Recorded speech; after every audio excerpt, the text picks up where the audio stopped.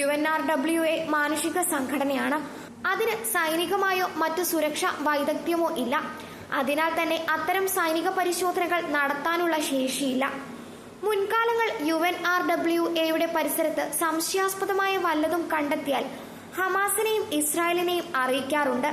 General അസംബ്ലിയിൽ അവതരിപ്പിച്ച വാർഷിക റിപ്പോർട്ടുകളിൽ ഇക്കാര്യം സ്ഥിരമായി റിപ്പോർട്ട് ചെയ്യുകയും പരസ്യമാക്കുകയും ചെയ്തിട്ടുള്ളതാണ്. ഇപ്പോൾ പുറത്തുവന്ന റിപ്പോർട്ടുകൾ സംബന്ധിച്ച് സ്വതന്ത്ര അന്വേഷണം വേണം.